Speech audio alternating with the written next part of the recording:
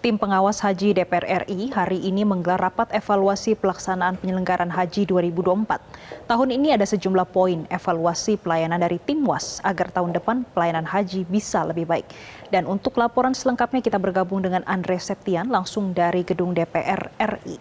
Andre, bagaimana jalannya rapat evaluasi tim WAS haji dan apa saja temuan pada penyelenggaraan ibadah haji di tahun ini? Ya, selamat sore Jessica. Untuk rapat hari ini mengenai evaluasi penyelenggaraan haji telah usai dilaksanakan oleh tim pengawas haji bersama dengan Komisi 8 DPR RI. Terdapat beberapa evaluasi yang tadi kami dengarkan dan disampaikan oleh Ketua Tim Pengawas Haji Muhaimin Iskandar dalam rapat pada hari ini. Di antaranya adalah mengenai kuota haji, kemudian juga ada permasalahan transportasi, lalu juga soal tenda yang ada di Mina dan juga Musdalifah. Ada beberapa hal yang ingin kami sampaikan, Jessica. Yang pertama adalah yang paling concern mengenai kuota haji. Pada tahun ini, 2024, Indonesia mendapatkan kuota terbesar sepanjang sejarah penyelenggaraan haji kita, yakni dengan kuota 241.000 jemaah haji.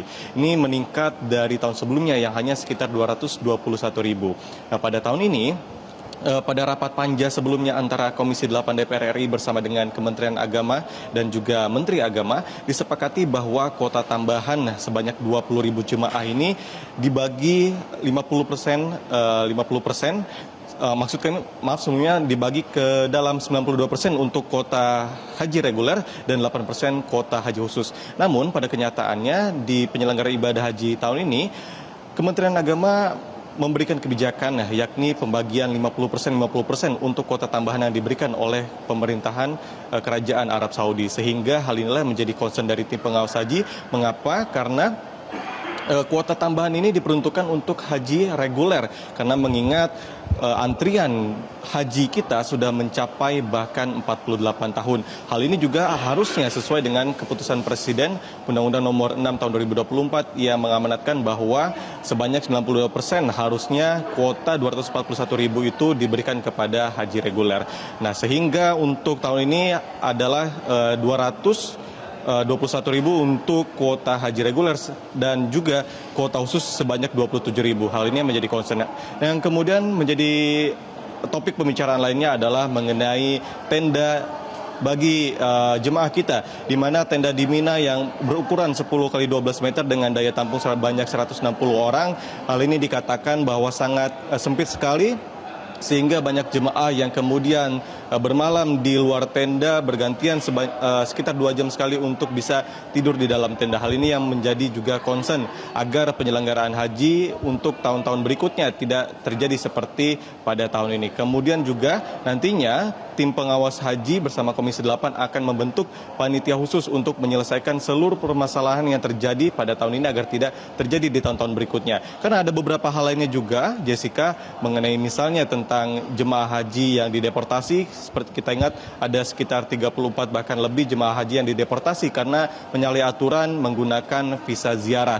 Kemudian juga ada permasalahan transportasi dari misalnya maskapai Garuda Indonesia, ada beberapa kali catatan pada saat pemberangkatan maupun pemulangan. Kemudian juga permasalahan mengenai makanan dan juga kesehatan. Lalu Jessica, untuk selengkapnya kita dengarkan keterangan dari Ketua Tim Pengawas Haji Muhaimin Iskandar dalam rapat hari ini. Temuan itu antara lain, yang pertama menyangkut kuota haji yang tidak semestinya terjadi. Kuota haji jumlah yang ada di Siskohat tidak sama dengan yang terjadi di lapangan. Nanti Bu Seli detail jumlahnya mohon disampaikan. Yang kedua, kuota haji tambahan sejumlah 20.000 Pak.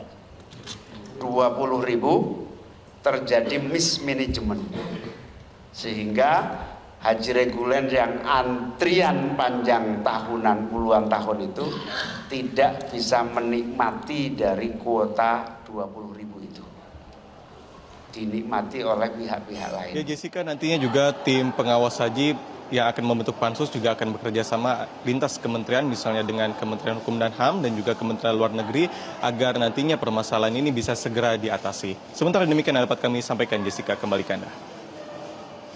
Terima kasih Andre Septian atas laporan Anda langsung dari gedung DPR RI Jakarta.